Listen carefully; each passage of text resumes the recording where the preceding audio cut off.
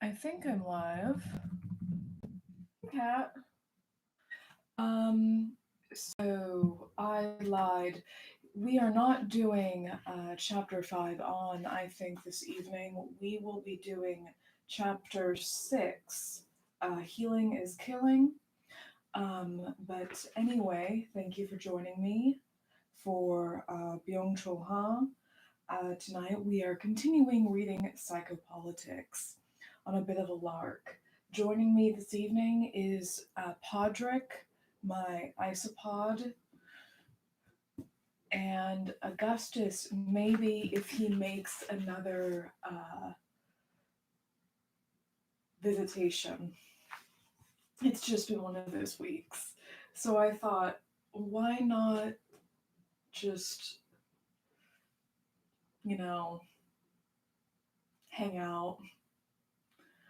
But we are starting with chapter 6 again. If you're following along, that's going to be on page 29. Psychopolitics, chapter 6, Healing as Killing. Neoliberal psychopolitics is always coming up with more refined forms of exploitation. Countless self management workshops, motivational retreats, and seminars on personality or mental training promise boundless self optimization and heightened efficiency. They are steered by neoliberal techniques of domination which aim to capitalize not just on working time, but on the person, him or herself, all the attention the individual commands, and indeed his or her very life. Because gender neutral translations are so important in this particular context of this particular work. Good Lord. But we're not doing that right now. Neoliberalism has discovered integral human being as the object of exploitation. The neoliberal imperative of self optimization serves only to promote perfect functioning within the system. Inhibitions, points of weakness, and mistakes are to be therapeutically eliminated in order to enhance efficiency and performance. Augustus? In turn, everything is made comparable and measurable and subjected to the logic of the market. It is not concern for the good life that drives self optimization. Rather, self optimization follows from systemic constraints, from the logic of quantifying success on the market. The age of sovereignty was the age of levying and conscription, the expropriation and appropriation of goods and services. The power of sovereignty expressed itself as the right to seize and dispose at will. In contrast, disciplinary society banks on production. It is the age of active and industrial added value. That said, the time for creating new value, which is real, is over and done. Indeed, under the financial capitalism of our day, value is being destroyed at the root, eradicated, with a long hyphen, with an M dash. The neoliberal regime is in the course of inaugurating the age of exhaustion. Today, the psyche itself is being exploited. Accordingly, psychic maladies such as depression and burnout define our times. Big mood there, Dr. Hahn. In contemporary American self help literature, the magic word is healing. The term refers to self optimization that is supposed to therapeutically eliminate any and all functional weakness or mental obstacle in the name of efficiency and performance. Yet perpetual self optimization, which coincides point for point with the optimization of this system, is proving destructive. It is leading to mental collapse. Self optimization, as it turns out, amounts to total self exploitation. The neoliberal ideology of self optimization displays religious, indeed fanatical traits. Oh no! Oh no, are we going to do this again? Is he going to do like the something is a religion properly? Or are we going to go into this again? Pardon me, Podrick. It entails a new form of subjectification. Endlessly working at self improvement resembles the self examination and self monitoring of Protestantism. Oh my god. Is he just.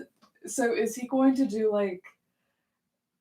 Al Anon is the Protestant work ethic 2.0? Okay, where are we going with this? Which represents a technology of subjectification and domination of its own right. Now, instead of searching out sins, one hunts down negative thoughts. He's so close but so far. Okay, I can't do this. I can't do this. I can't do this. The ego grapples with itself as an enemy. Today, even fundamentalist preachers act like managers and motivational trainers, proclaiming, proclaiming the new gospel of limitless achievement and optimization. And is he not even going to mention the prosperity gospel? Or do they not have that? And surely they have a version of that in Germany, but maybe not. No. Sorry, I'm having a mental tangent moment. This is very ripe for Foucauldian analysis of the prosperity gospel, but I don't think he has the cultural background and ideological touchstones to do that effectively in this text, but we'll see. It is possible to subordinate human personhood to the dictates of positivity entirely. Without negativity, life degrades into something dead. Indeed, negativity is what keeps life alive. Pain is constitutive for experience. Life that consists wholly of positive emotions and the cessation of flow is not human at all. The human soul owes its defining tautness and depth precisely to negativity. The tension of the soul in unhappiness which cultivates its strength, its inventiveness and courage in enduring, persevering, interpreting, and exploiting suffering, and whatever has been granted to it of profundity, secrete, mask, spirit, cunning, greatness. Was it not granted through suffering, through the discipline of great suffering? Oh no, now, okay, so he's getting into Tony Robbins now. The imperative boundless optimization even manages to exploit pain. Thus, the famous motivational speaker Tony Robbins has written. Oh, I'm going to do my Tony Robbins voice. Give me a moment. When you set a goal, you've committed to canny, constant, never ending improvement. You've acknowledged the need that all human beings have for constant, never ending improvement. There is a power in the pressure of dissatisfaction, in the tension of temporary discomfort. This is the kind of pain you want in your life. Oh, yeah, no, fuck Tony Robbins. Fucking charlatan.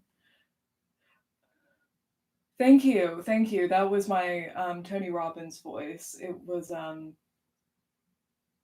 I wish I was able to do more. I'm a little bit frustrated, and I think it may just again be the format of this text and his limited cultural import to discussing prosperity gospel and self-help culture, because I don't think this is such a distinctly American thing and a distinctly Protestant thing that I don't think he quite has the cultural lexicon to adequately analyze it, because there's so much more that could have been said there on Tony Robbins specifically that would have let me use the Tony Robbins voice. You guys got shorted tonight. Now, the only pain that is tolerated is pain that can be exploited for the purposes of optimization. That's not new. But the violence of positivity is just as destructive as the violence of negativity. Neoliberal psychopolitics, with the consciousness industry it promotes, is destroying the human soul. Oh no! which is anything but a machine of positivity. The neoliberal subject is running aground on the imperative of self optimization, that is, on the compulsion always to achieve more and more. Healing, as it turns out, means killing. Podrick, what do you think of this so far? Okay. He gets so close. I see the horizon, and then it just yanks back. Um, but we're moving on. Chapter 7, Psychopolitics, Shock.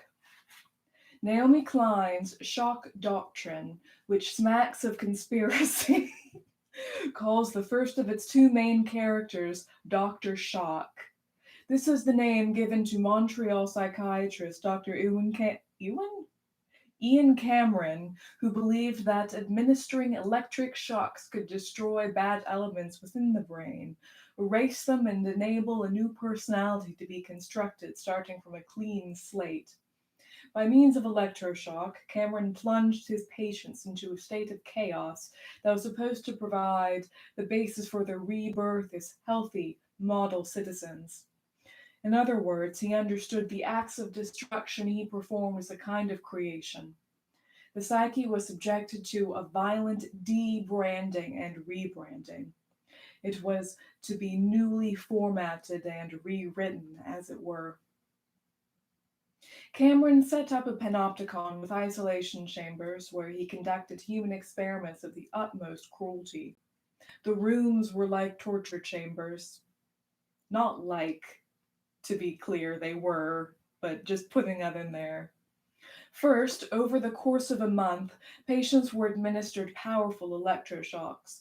This served to expunge their memories. In the process, they were also given mind-altering drugs. Their hands and arms were stuck in cardboard tubes in order to keep them from touching their bodies, i.e., to prevent them from having any encounter with their own self image. Moreover, Cameron deprived his patients of sensory impressions by inducing extended sleep by pharmaceutical means. Seroquel. They were brought out of the state to only eat and perform bodily functions. Such conditions could last up for 30 days. Staff were instructed to prohibit patients from speaking. Cameron's hospital was a panopticon far crueler than Bentham's. The CIA funded Cameron's research. Oh, yeah, no, absolutely. This is actually a very common thing, specifically in American military history and American military research. Fun fact: the Unabomber, he wasn't subjected to the same type of experiment in terms of like the. I think there may have been drugs involved. There's limited public release on the particular experiment Theodore Teddy Kaczynski, Uncle Ted, was subjected to. But this is very common. And not only common, it is kind of a fact of war. Yes, it was the same man, I think, who actually later went on to do MK Ultra, and I have an entire spiel about that. I almost, I'm not going to say I don't blame him, but yeah, it's almost as if you break someone down after grooming them for years. Things go sideways. But anyway, a fervent anti communist, Cameron thought his experiments were part of the battle. He likened his patients to, I can't remember what this specific experiment was called, but you should really look at the Dolphin House guy. His research was actually initially funded in terms of telepathic communication. He definitely was. Telepathic interspecies marine communication was actually originally a naval military project. That's a fun research hole. And then the other one it wasn't MK Ultra, but it was a similar telepathic LSD induced. George Clooney was in the movie adaptation, Men Who Stare at Goats. That's a really interesting one. There's a lot of astral projection stuff going on with those people. But anyway, he likened practices resembled interrogation techniques. They occurred in conjunction with brainwashing and the ideological struggles of the Cold War. Manichaean, opposition between good and evil lay at their foundation. Evil would be wiped away, eradicated, and replaced with good. Likewise, the negativity of immunological defense against the other or the enemy defined Cameron's practices. As Dr. Shock, Cameron represents a phenomenon of the immunological age. The immunological intervention of shock therapy takes aim at the other, the alien, the enemy. It is meant to disarm the adversary, so his soul may be inscribed with a different ideology, another narrative. I don't think I got you'd kind of do a bit of a disservice to bring up all of that, but anyway, my hair's everywhere. It's a bit of a bad hair day, y'all. It's just been a very long day. Klein's other main character, the second Dr. Shock, is Milton Friedman. Oh, Pencil Boy, the theologian of the neoliberal market. Klein both. So weird. Am I online? Okay, am I back on? I'm not sure what's going on. I'm on a terrible shared Wi-Fi connection. Am I live? I feel like that's kind of my go-to thing these days. I'm cutting in and out. Okay. No, that's the official E-Codex catchphrase is, am I live? We're in the vampire's castle now, everyone.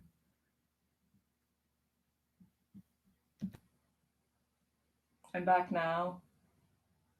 Okay, I'm on the correct network. That's so weird. Okay, I'm back now. Wonderful. I hate the internet. Okay.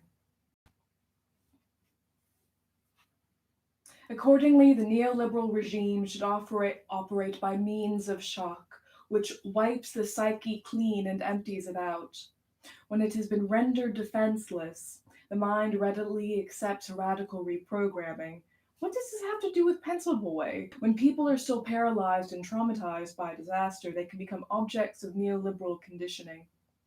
Friedman's mission, like Cameron's, rested on a dream of reaching back into a state of natural health when all was in balance before human interferences created distorting patterns. Where Cameron dreamed of returning the human mind to that pristine state, Friedman dreamed of depathogen pure.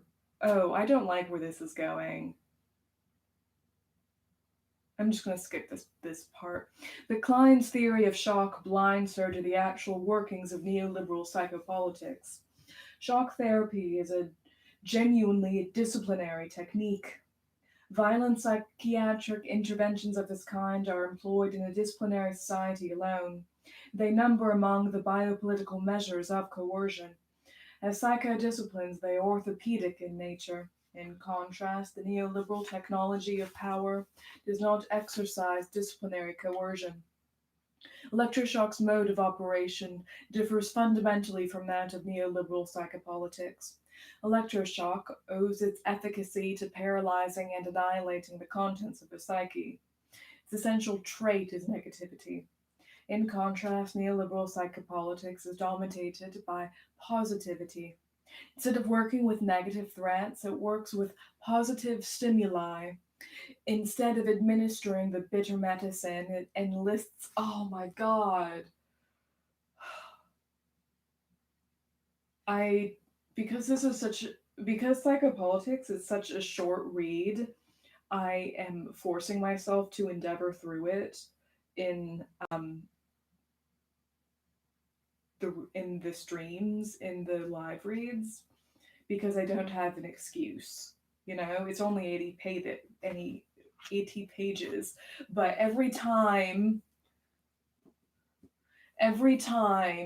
this happens, I immediately want to throw this at the wall. It instead of instead of administering bitter medicine, it enlists liking. Ah, no. It flatters the psyche instead of shaking it and paralyzing it with shocks. My good sir, neoliberal psychopolitics seduces the soul. It preempts it in lieu of opposing it. It carefully protocols desires, needs, and wishes instead of depatterning them. By means of calculated prognoses, it anticipates actions and acts ahead of them instead of canceling them out. Neoliberal psychopolitics is smart politics. It seeks to please and fulfill, not to repress. I hate this. I officially hate this. I had no, okay, so that's the thing. That's one of the reasons I'm a bit frustrated is it's my understanding this is translated from the German and he didn't write this in English. Um who was the translator? So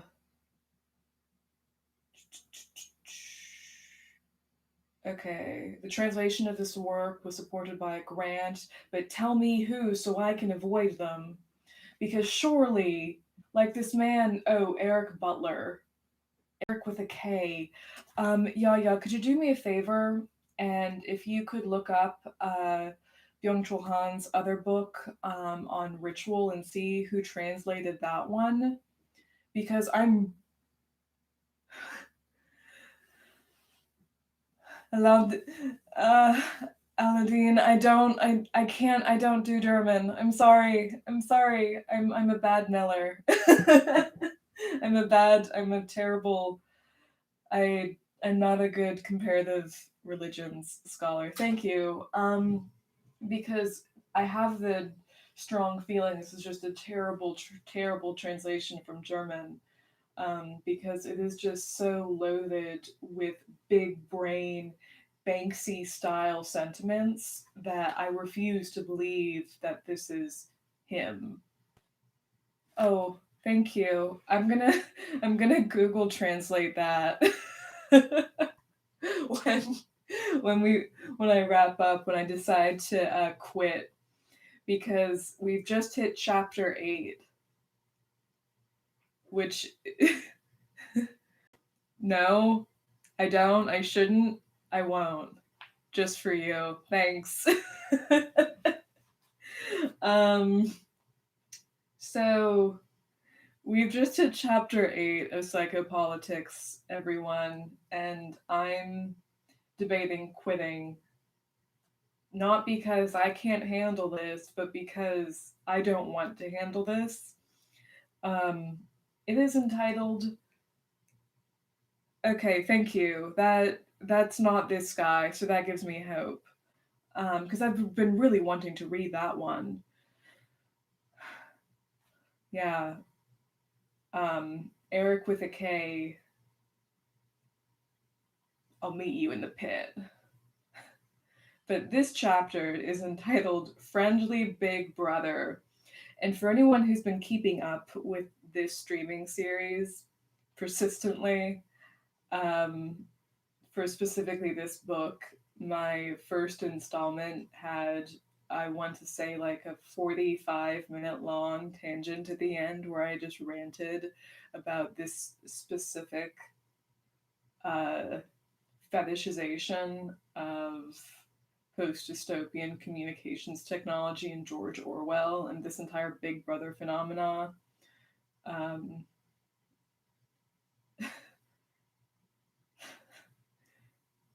gonna read it. I'm gonna do it. I'm gonna do it. I'm gonna do it for the vine. Doing it for the vine, y'all. Hold on one moment.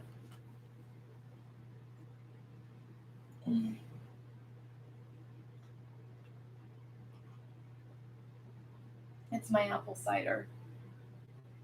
Okay. Gotta really tie up my hair properly because things are about to get very serious and I'm probably gonna do some like mad head shaking. I think I'm gonna get really angry. I'm gonna get angry. I can feel it. I already am angry. Eric with a K. I don't look forward to this. Chapter 8, Psychopolitics, Friendly Big Brother.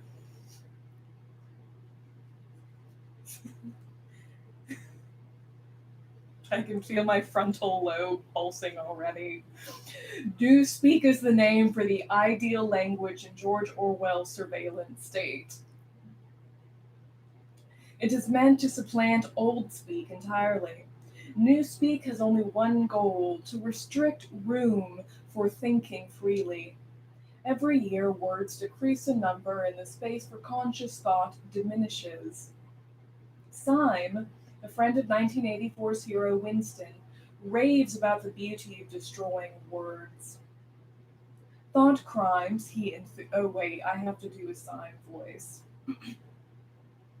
Do I? What? Why would you do that? Okay, thought crimes, Syme's enthuses, will be. This isn't a quote from the book. This is just a weird sentence. Thought crimes, Syme's enthuses, will be made impossible when the words necessary for them are struck from the lexicon. In the process, the notion of freedom will be abolished too.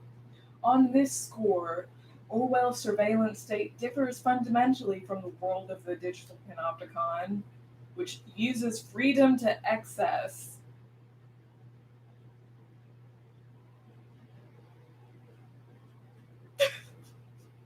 Today's society of information is not characterized by destroying words, but by multiplying them without end.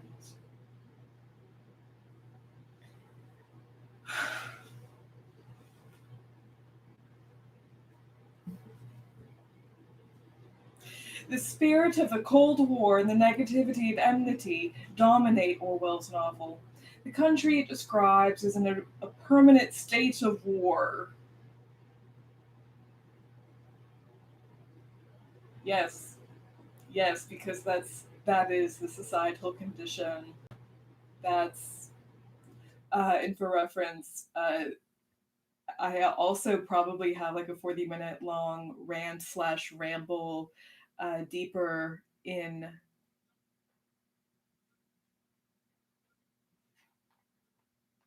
Oh, can you see you? Oh, yeah, you can see a bit of my bookshelf. So that's Phenomenology of Spirit, and then one of my favorite books, which is about subway systems and art history, and that is called Labyrinths of Iron. It's much better than so far than Psychopolitics, but my eye roll here, the country described as in a permanent state of war, is that within society must be defended. Part of the shift from sovereignty to a juridical state per Foucault is that the way society reorganizes itself is along a perpetual baseline of war and sublimated killing power, essentially. That's not a 1984 thing. That's a society thing. But anyway, Julia, Winston's love interest, speculates that the bombs raining down on London every day have been launched by Big Brother and the party in order to maintain fear and terror in the populace. The enemy of the people is called Emmanuel Goldstein. I forgot about that. He commands a network of underground conspirators seeking to overthrow. I have not actually. I would love a title. That's not a name I recognize. But anyway, Emmanuel Goldstein, the Jewiest of Jew names. Thanks, Orwell. Seeking to overthrow the government. Okay. Oh, wait. Okay. The enemy of the people is called Emmanuel Goldstein. He commands a network of underground conspirators seeking to overthrow the government. Okay, that's way less. That's much less bad than the Zoggy thing I was initially reading right there. Big Brothers is at ideological war with Goldstein. Thank you. Note taken, Yaya. 2 Minutes Hate, broadcast daily on the telescreen, takes aim at Goldstein. In the Ministry of Truth, in fact, a ministry of lies, the past was revisited and fitted to ideology. Orwell's surveillance state employs the psychotechnical methods of brainwashing. Oh, God. Electroshock, shock, sleep deprivation, solitary confinement, drugs, and physical torture. The Ministry of Plenty, Newspeak, Mini Plenty, sees to it that the consumer goods are always lacking so that an artificial state need may be maintained.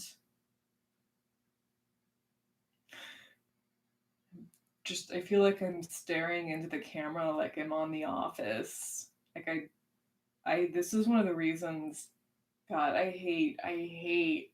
So 1984 in terms of narrative stuff is already George Orwell's worst book. But it also, the way it's become so idealized is a way of speaking to security culture and surveillance, is the hyperbolic nature of it, the extreme parody. Um, is so insidious in the way it's used and stuff like this, because what's going on with the way, inadvertently, the way Han is using it so far is doing that. Orwell's surveillance state with its telescreens and torture chambers is fundamentally different from today's digital panopticon with its internet, smartphones, and Google Glass.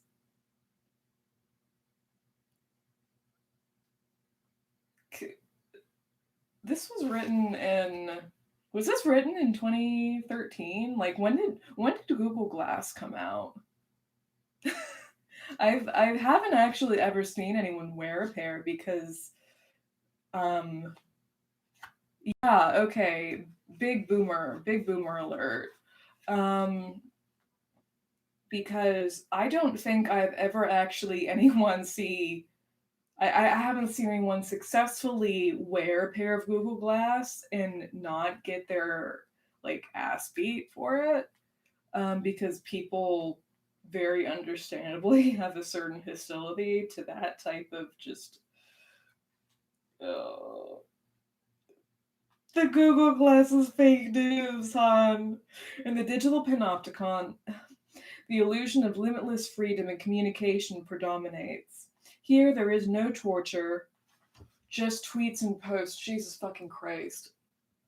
I'm gonna do it. I'm doing it. I'm finishing it. Nor is there a mysterious ministry of truth. Transparency and information have taken the place of truth. The new conception of power does not involve controlling the past, but steering the future psychopolitically. The neoliberal technology of power does not prohibit, protect, or repress. Instead, it prospects, permits, or projects. Consumption is not held in check, but maximized. Any of this? The no production of scarcity occurs. Instead, surplus is generated. Indeed, a superabundance of positivity. Everyone is encouraged to communicate and consume. The principle of negativity, which is still defined Orwell state, has yielded to the principle of positivity. Needs are not repressed but stimulated. Confession obtained by force has been replaced by voluntary disclosure. Um, so, surely,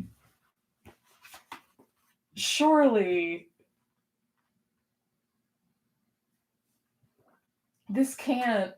Smartphones have been substituted for torture chambers. Big Brother now wears a friendly face. His friendliness is what makes surveillance so efficient. So the Denny's Twitter account is like, that's Big Brother now. That's the face of, oh my god. Bentham's Big Brother was invisible, but he was everywhere in prisoners' minds. I know. I completely agreed. Yeah. Because from what I've heard, his other work is so good. Like, I kind of got into an extensive feedback loop with myself in the Mark Fisher ontological memes group, just ranting about Kill All Normies. Because I hate Kill All Normies is a terrible book. Terrible, terrible book. It is like ethically indefensible. It's terribly edited. It is like a stain on weird internet studies. Like, I don't support book burning necessarily, but I would happily, like, it's just so bad. And people kind of tout it as like a thing, you know? It's like a respectable book. People I admire and respect who aren't familiar with internet studies read Kill All Normies and like roll with it. I'm kind of getting that same vibe from this right now, because surely this isn't it.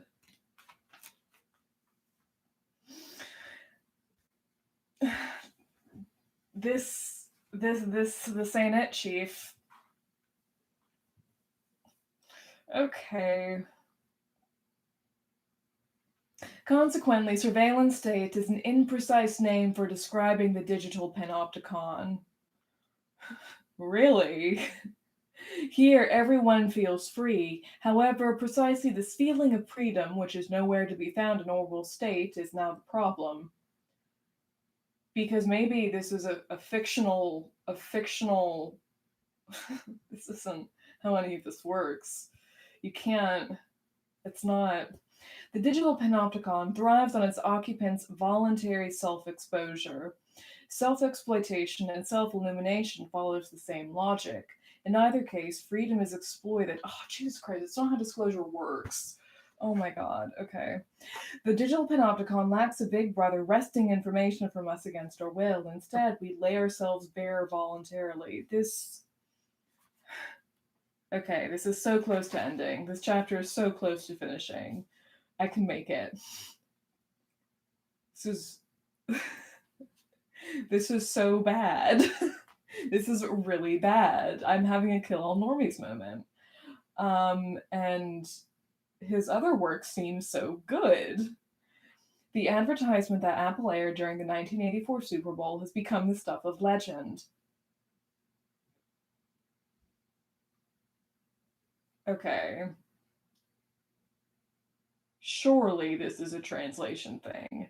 In it, the company presented itself as a force of liberation which would counter the Orwellian surveillance state.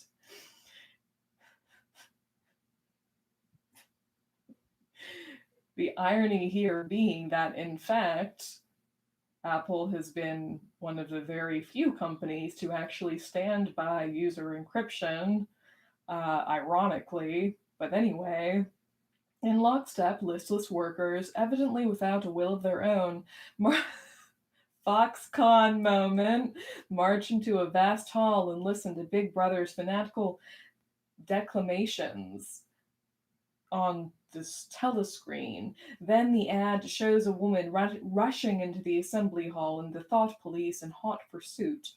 Bearing a sledgehammer. Oh, I remember this one, yeah. Bearing a sledgehammer before her heaving breast, she dashes forward.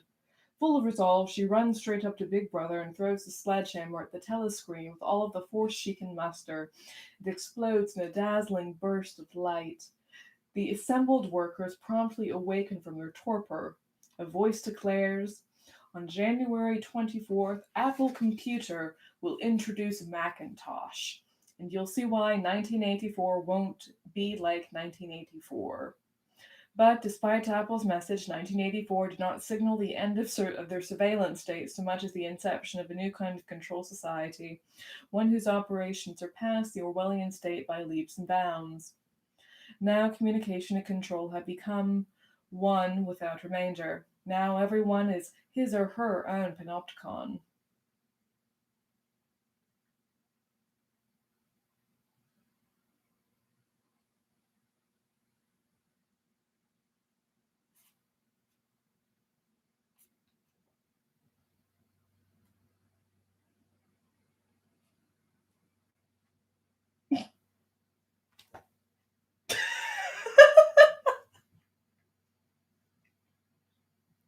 What the fuck did I just read?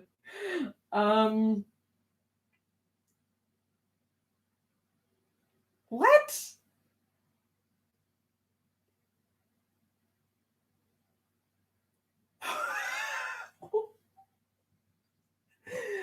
um, so whatever middle-aged white guy is currently like doing the whole Banksy thing, because we all know it's like not one person. I think he'd be a fan. This is a big thank Mr. Banky. Yeah, no, this is exactly what that's what that was. This chapter felt like a postmodern boomer manifesto. It felt like someone who hasn't read any major work of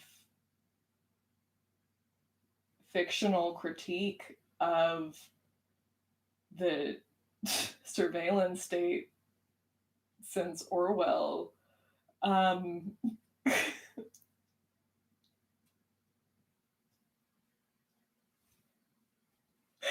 so sorry. What? No, I'm so frustrated because this isn't me like not getting it. Usually when I have this feeling that this what the fuck did I just read feeling, it's because it's because I don't have the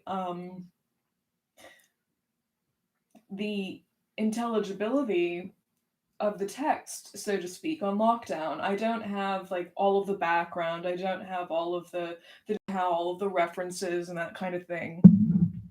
But no, I for the first time I quite literally completely disagree with full context because it's just that bad.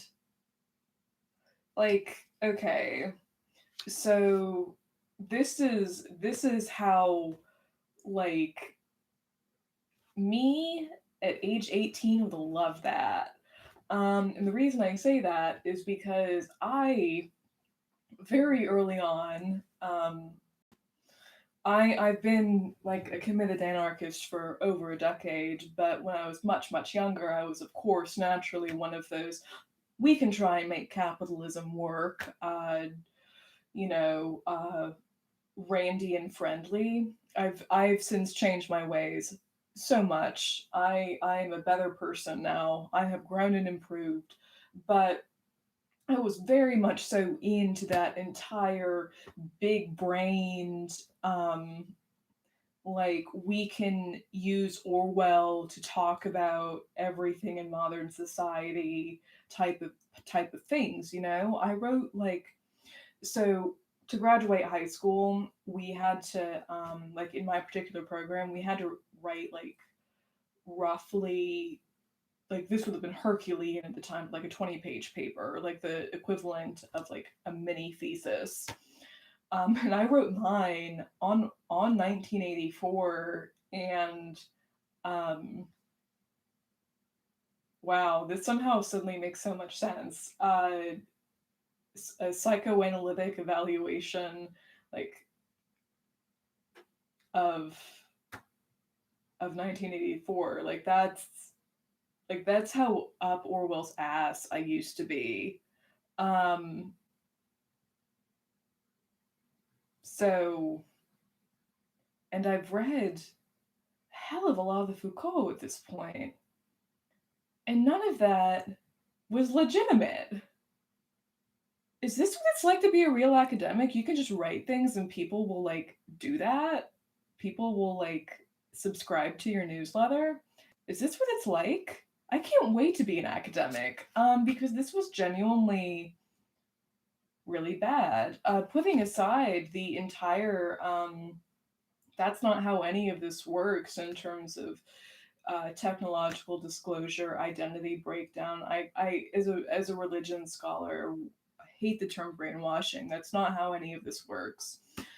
Putting all of that aside, one of the reasons 1984 is so, I hate the word problematic, but the reason it's so problematic is because it is, and I mentioned this earlier in the stream, it is so incredibly overt, in your face, hyperbolic, it satirizes itself, that it makes people so comfortable in terms of making these leaps of comparison.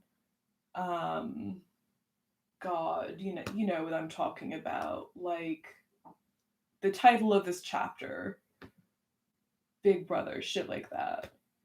It's just very intellectually lazy, is what it is. It's so lazy, and this was lazy. Not all of this. So we haven't read all of this together, y'all. So we can't say it's lazy yet. We can just say it's confusing that it made it this far.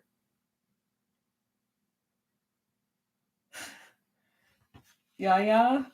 Should I go for chapter 9 to close this out? Because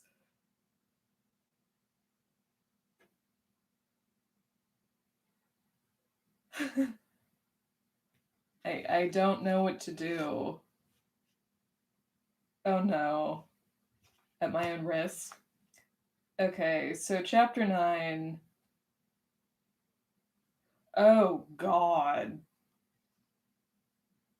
Chapter 9 is about it's titled Emotional Capitalism. I'm not even going to touch this because affect theory is a thing, and this doesn't look, just in skimming it now, it looks like it actually is kind of valid, but there's a lot of German, and I don't trust the bits of it that I am reading. Neither affect nor emotion admits an account, that kind of thing. As such, atmosphere is static and constellative, whereas emotion is dynamic and performative. Oh, no, okay, yeah, no, we're skipping this. I would be interested to actually like read that properly, but I don't. Gamification. Oh, Luke, thank you so much. That's so sweet. I apologize for the current. So normally I'm either at my desk or at my proper setup with like a proper face on, and there is no isopod in the screen. But it's been a long day. It's been a long life. 2020 to 2021 has just been a very long life. So, oh, thank you. No, that's good because this series technically is still called The Cozy Corner, even though I was about to say I don't stream from a corner anymore, but then I realized, wait, I live in a shoebox. Everywhere is a corner in my shoebox. Okay. So, chapter 10 is entitled Gamification.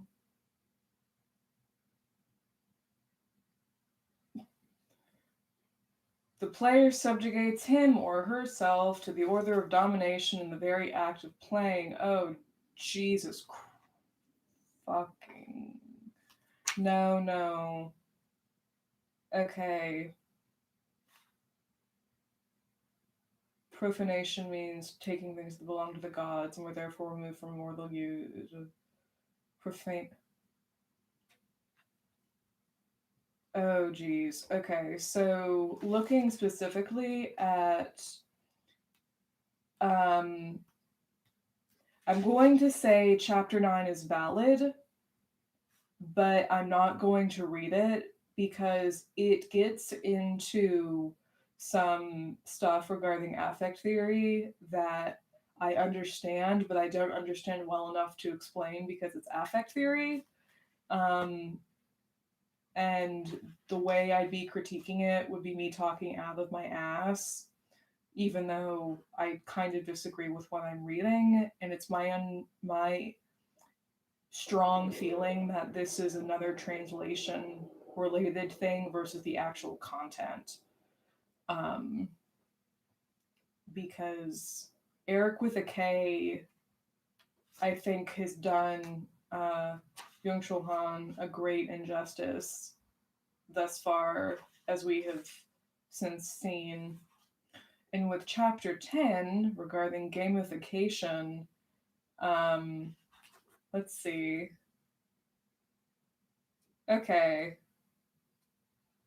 We can do this. We can do this. This seems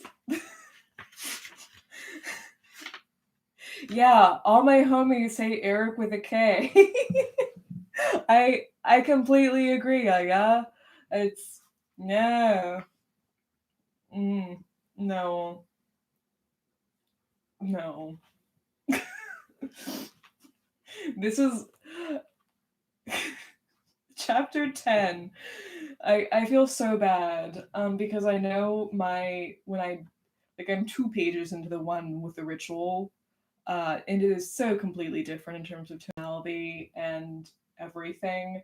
And I want to be extremely clear, me laughing and ragging on this book is not me ragging on Byung-chul Han. I respect him greatly as a thinker. I'm just shocked at this. Gamification, Psychopolitics, Chapter 10. In order to heighten productivity, emotional capitalism also enlists playing and games, which should in fact be the other of work, its opposite. Emotional capitalism is the gamifying of life and working world. Playing games lends an emotional, indeed a dramatic charge to working, which in turn generates more motivation. Because games rapidly deliver a sense of success and reward, the result is a higher performance and a greater yield.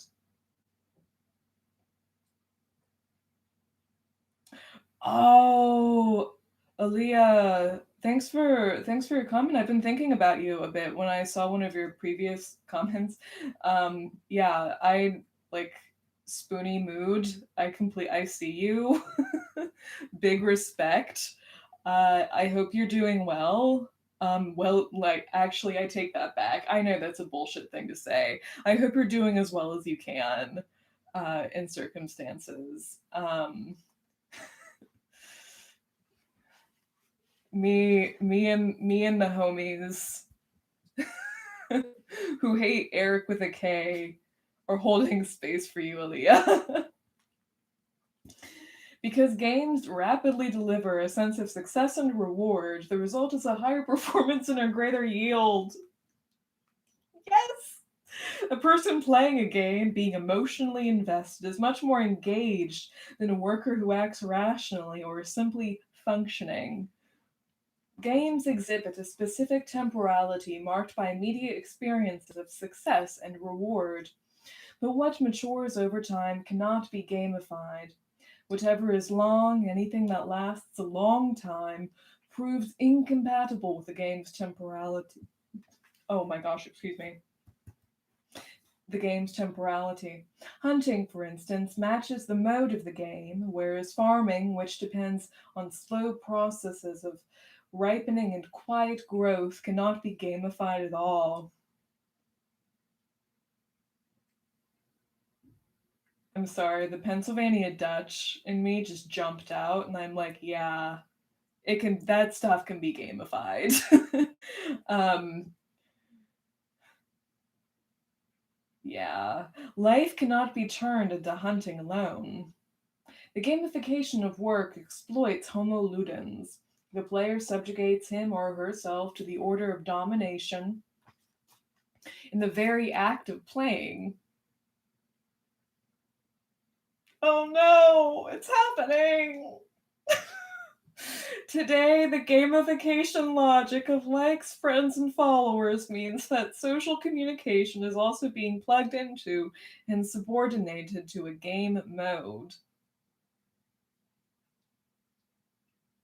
The corollary of the gamification of communication is its commercialization. Okay, yeah, no, like that's not gamification isn't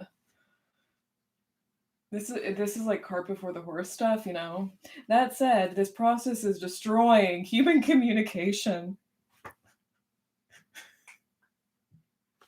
Okay, no, he totally is. And the thing is, I didn't have it on me the last stream. Like, I'm not one to talk. Like, you see that? I don't own a smartphone. I am one of those people. Like, I am very much so. I'm too ADD to function with a smartphone. I get that. But the way that doesn't make them any less valid in terms of communication and play, and they're not. Smartphones aren't goddamn rosaries. Smartphones aren't rosaries. And they're not destroying human communication. Good lord. The problem is that people don't know how to adapt to a new form of communication healthily. This is communication. Goodness gracious. A corpse is running society, the corpse of labor. So be. I've completely gone off the rails with psychopolitics. I'm so sorry.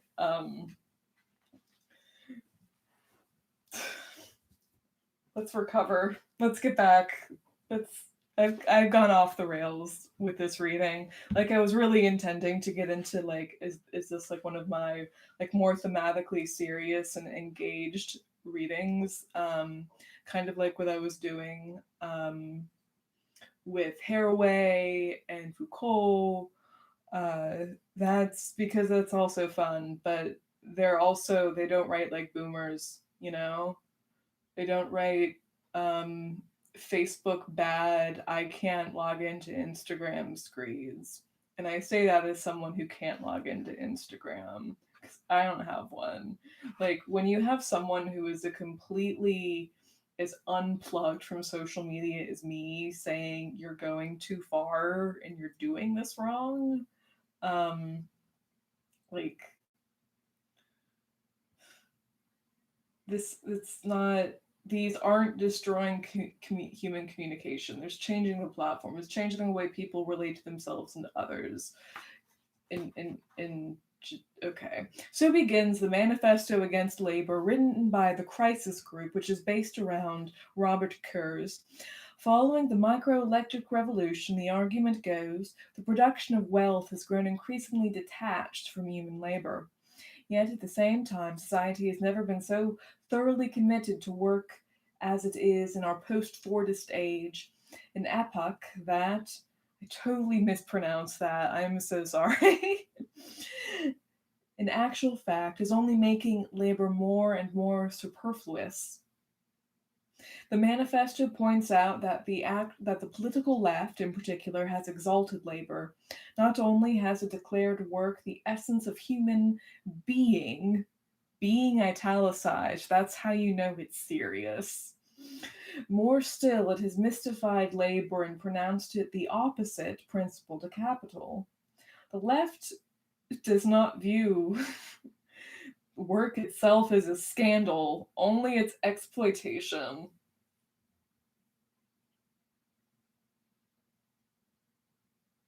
Is that what?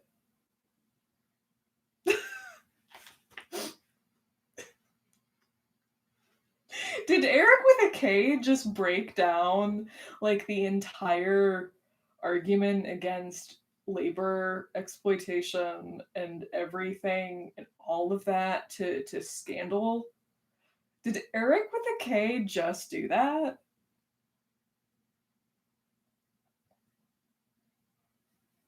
If Eric with a K ever sees this channel, I'm so screwed. I'm I don't have anything against you personally, um, Eric with a K. But surely that's not the word he used originally. For this reason, the manifesto concludes the program of all workers' parties has been simply the liberation of labor into liberation from labor. Labor and capital then represent two sides of the same coin. Yes. Okay, let's only this particular stream, Yaya.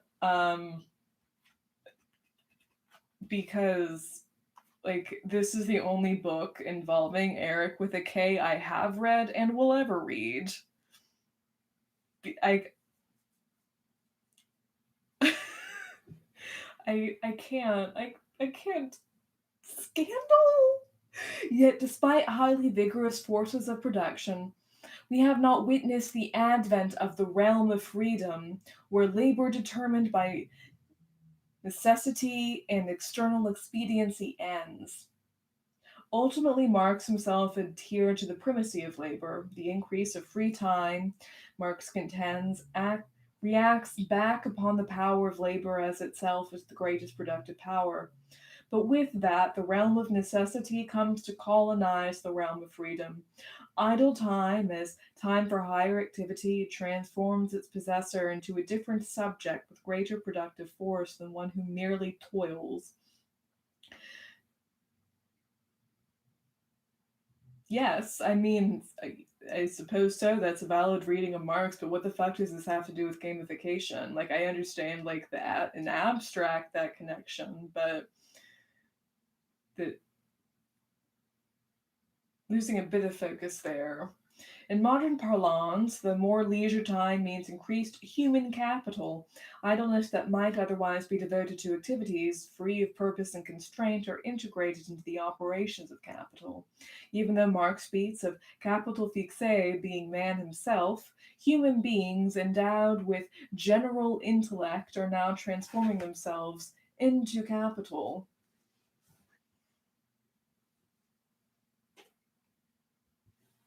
Here we go.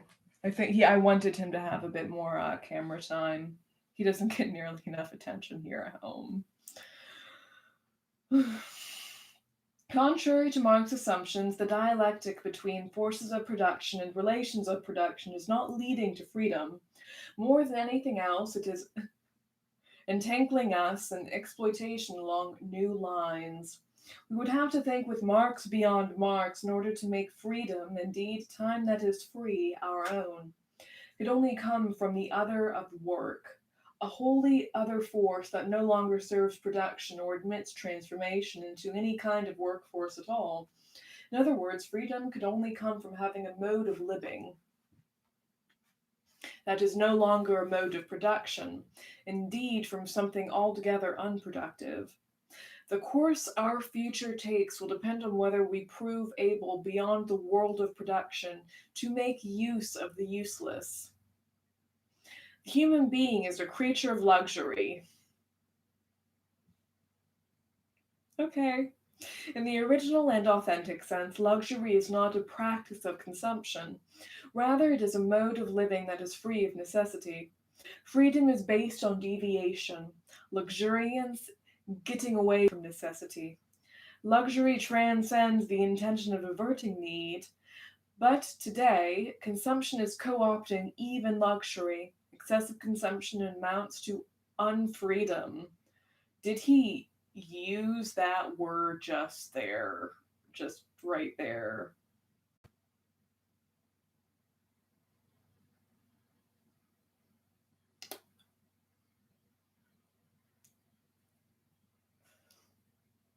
Okay.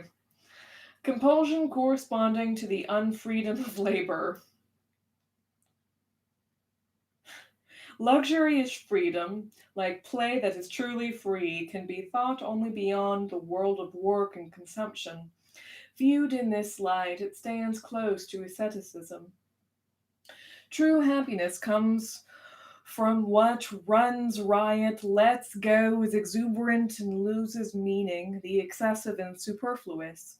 That is, it comes from what luxuriates, what has taken leave of all necessity, work, performance, and purpose.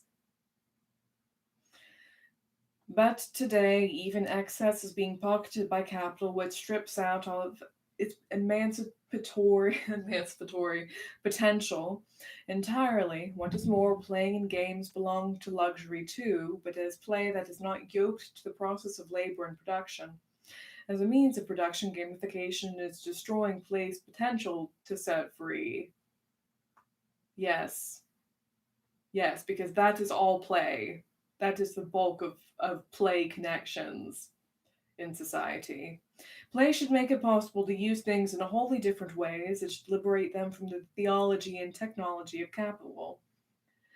Not long ago, a highly unusual incident in Greece was reported. It was all the more unusual for occurring in a country suffering so greatly under the yoke of capital.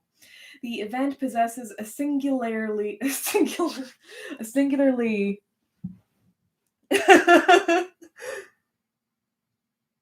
Oh, Aaliyah. Oh, I don't know if wait, do you know? Do you I member of the tribe. Oh, Baruch Hashem for that. Brilliant. Welcome to the tribe. Yeah, it's terrible. Christian normativity can suck my big toe. And I don't mean that in the fun way, as some of my subscribers apparently take that to mean. Hey, Augustus. Augustus just popped up on the bed. Hey, Alex. Gonna come hang out with me? He's just gonna sit and stare at me from across the bed.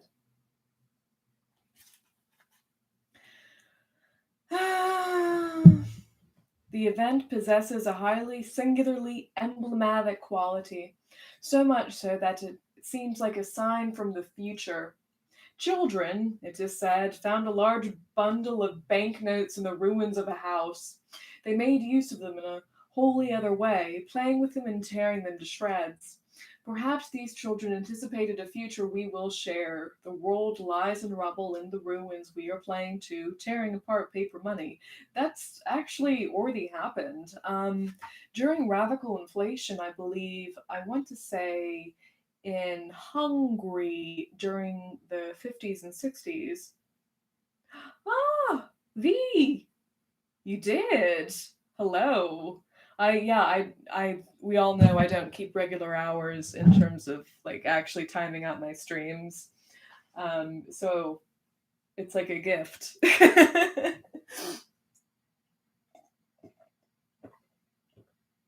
But yeah, specifically with that with that inflation, money became so useless, it was so inflated that children were literally using money for as like a plaything.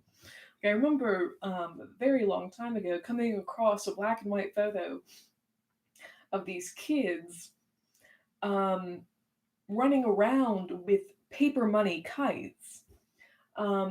It may have been Brazil. It was either Hungary or Brazil, but that's not an unfound future.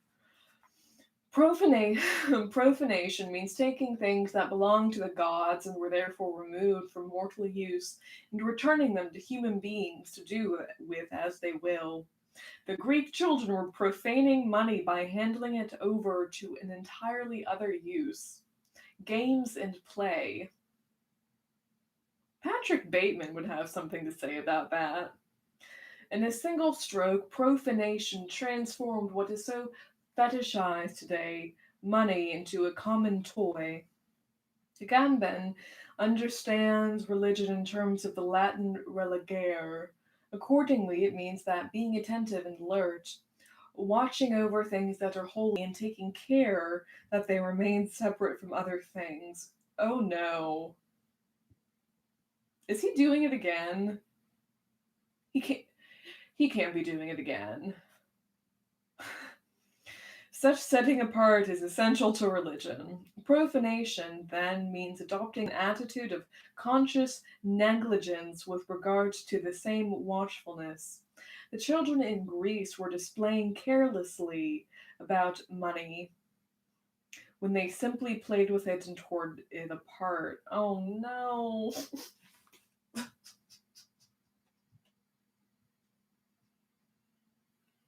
He did it! He did it again! Oh no. As such, profanation represents a practice of freedom that liberates us from transcendence, from any and every form of subjectification. In this manner, profanation opens a playful margin of immanence. I know, I completely agree. He can't keep getting away with this. He can't just say, like, let's. Wow. I promise I'm like a very humble person.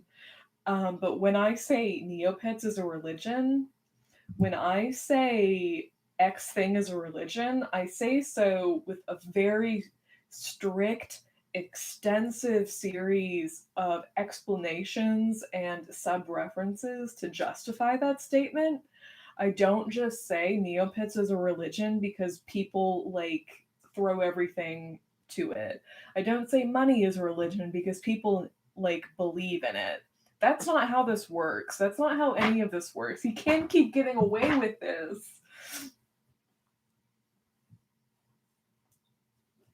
E-Codex, you meddling kid. Ah. There are two forms of thinking at work and thinking at play. Where the fuck is this going? The conceptions advanced by it's gonna happen again. I'm so sorry. I have mispronounced Hegel/Heigl so many times at this point that I like actively I know somewhere deep in my mind how to properly pronounce Hegel/Heigl. But no. So Hegel/Heigl, the what is it with Schenectady, New York, the theme song Hegel, Heigl, Hegel. Hegel. The thing is, it's great at stages. You must understand. I've done this for years. I have done it correctly and incorrectly so many times that they mean the same thing. They have become synonymized. It is a fake news, okay? Anyone pronouncing Hugel in a way that isn't hobble is fake. I'm so sorry. um, the conceptions advanced by Hegel and Marx are governed by the principle of work. I swear to God. I feel like I'm putting on my clown makeup right now. Hazel. I swear to God, I'm a serious scholar, everyone. Heidegger's being in time is still bound to working. Where the fuck did Heidegger come in here? That's not how this works. Heidegger and Hobble. This is reparations. This is my reparations for anti-Semitism. It's Heidegger and Hegel. Yeah, that's what we're going with now, everyone. Because I'm gonna totally. Let's just finish out this last paragraph and we can be done for now. And it's care or anxiety Dusen does not play. Only later did Heidegger discover play, which is based on releasement. I'm so sorry, everyone. I kind of am, but I'm really not. In this light, he came to interpret the world itself as play, and by the way, he's saying this at the end of a chapter. He literally brought up Heidegger, forgive me, Hamburger, like at the end of the chapter, like out of nowhere.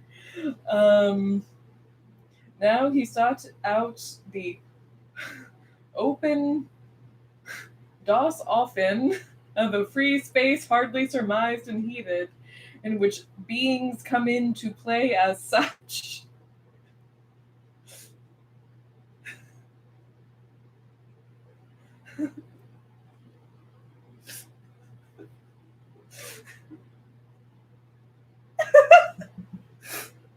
Yeah, I mean Hoggle too, that one. Yeah, forgive me.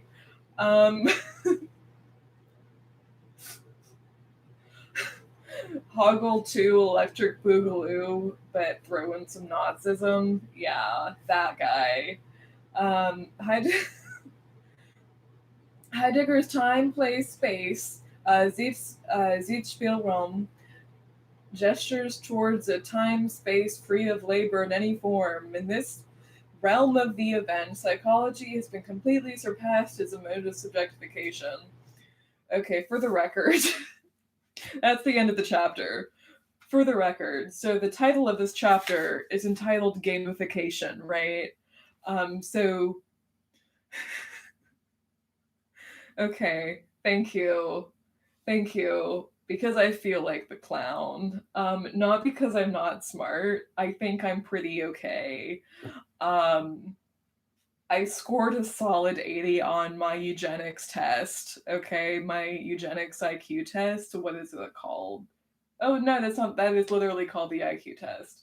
Yeah, so I think I'm doing like. It means I can put my socks on the right feet, you know. Yeah, but that's the thing. So the title of this chapter is Gamification, right? No apologies. Are you kidding? I love the communication here. We're vibing. We're engaging. We are reveling in this Jichspielkrom as Hondebel Hongle 2 Electric Boogaloo put it. I'm so sorry. Like I am a legitimate scholar, I promise. But anyway, so the title of this chapter is Gamification. Let's count how many times he uses the term gamification or gamify. Let's do it.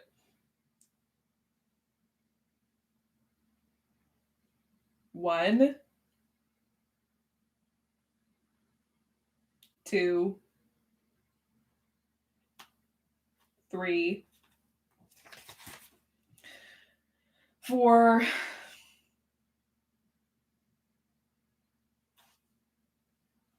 Okay, I had to double check to make sure that was 4.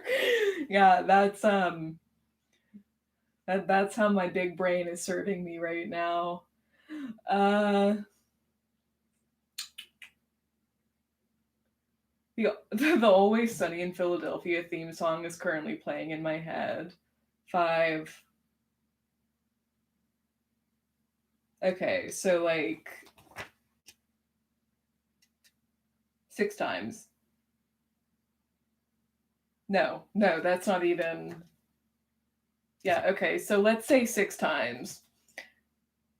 The title of this chapter is Gamification. He uses the term gamify or gamification 6 times. And he does that all like within the first 2 paragraphs. And he completely what this like me reading this, it didn't even not make sense because I stopped stopping reading to go on a tangent about how frustrating this was to read, it didn't make sense because it legitimately doesn't make sense. And I have firmly established how I feel about his thing, his religion thing. Yeah, like that's the thing. So there was one point, and towards the beginning, that was like that was his premise, was essentially gamification in a work setting is a way to essentially like personal blur time, you know. I'm not in academia mode. I'm not being articulate about this right now. But he essentially then broke that down and then went kind of far off into the killing fields to try and discuss different ways of play in temporal time spaces with play, when that actually kind of contradicts the point he was making with regards to gamification and actual gamification in like technological infrastructure. So that's a wash. The next chapter is titled Big Data. Big Data. The first section is called Columbus and His Egg. I can't do this. Dataism. Oh God. Okay. Yeah. No. So, Aaliyah, you would roll with this. I currently don't have like any like spoons necessarily. If you've ever been to like an ice cream shop or something like that, and they give you those little tasting spoons where it's actually just like a plastic chip with a little indentation in them, and you can theoretically like just get a bunch because obviously you can't reuse them to taste the different flavors of ice cream or what have you. I currently don't have spoons. I have tasting sporks. Um, and I used my last tasting spork getting through um, that sharp left turn and to Greek kids doing Greek children stuff. Anyway, I can't. I'm done. That's it. That's it for me this evening. Augustus, are you gonna come hang out for a bit? Oh, Augustus is asleep, so unfortunately, he will not be able to say good evening to you all tonight. But I just realized I've never actually had any of my stuffed animals on camera before, um, because I'm like a legitimate adult. Great taste in books, I guess. But this is Podrick again, the isopod. He was a Hanukkah gift from a very good friend. Um, so he kept you company this evening because my cat is being a bit antisocial. He wasn't feeling like a superstar this evening. So I hope you appreciate Podrick's company while going through this mess of a book. I don't know the next time. Hopefully, maybe either I want to say later in the week or early next week. I thank you, V. I will let C the gift giving friend know that Podrick has amassed a bit of a philosopher following, a philosopher follow phil, shit. There was something in there and I lost it. Um, but yeah, I will be glad to let C know that Podrick has like a falafeling, I can't say it. A filafeling. That, yeah, I got it. Anyway, Podrick says good evening. I say good evening. I stay tuned. Have that know the philosophy following. Thank you, Daniel. That works. Not that yours didn't work. I just have a speech impediment. Oh, oh, oh no. Okay, Aaliyah, definitely. I have a lot of feelings on that actually. Again, Neopets is a religion. I'm doing like an actual project on that. So object spirit and object soul are very important to me. Drop that in the comments or hit me up on the Facebook page. I would love to like just hear more about your thoughts on that. I love the community that we're building here and that you all listen to me rant and talk about stuff. Anyway, oh, thank you so much. Yes, later this week or earlier next week, we will wrap up psychopolitics. And then I'm going to actually get back into the stuff I properly enjoy, which is going to be cybernetics theory and maybe taking a detour into byung-chul Han's like actually good book. But there's definitely some stuff in the CCRU I really want to work through along with Lekan. Yeah. Can we cover a book on moral philosophy? It's a good question. It completely depends. I would like to do some from Nietzsche because I've really been needing to revisit Nietzsche, but I honestly would really need like some suggestions and stuff that's like really interesting and engaging to read, because I have very limited time, you know, and as much as I enjoy like these being a resource, I also find it really useful to do alongside what I'm actively working on. So it really depends. If you want to drop some suggestions in the comments, and I will take a look, and if they have like fun prose and are relevant to what I'm currently working on, it's a solid maybe. But anyway, yes, it's a good evening. Wait, with tonight's sign off, everyone.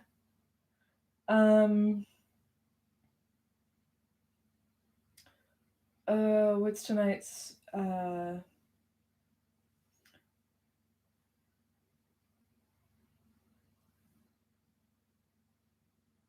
oh,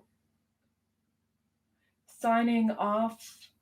I need to stop doing the techno spiritualist thing. Because that's getting so overabused.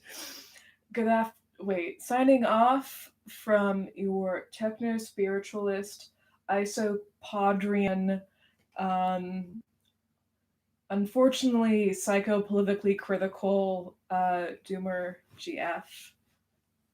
Good evening. Okay, ending stream. Good evening, everyone. Bye. Good night. End stream.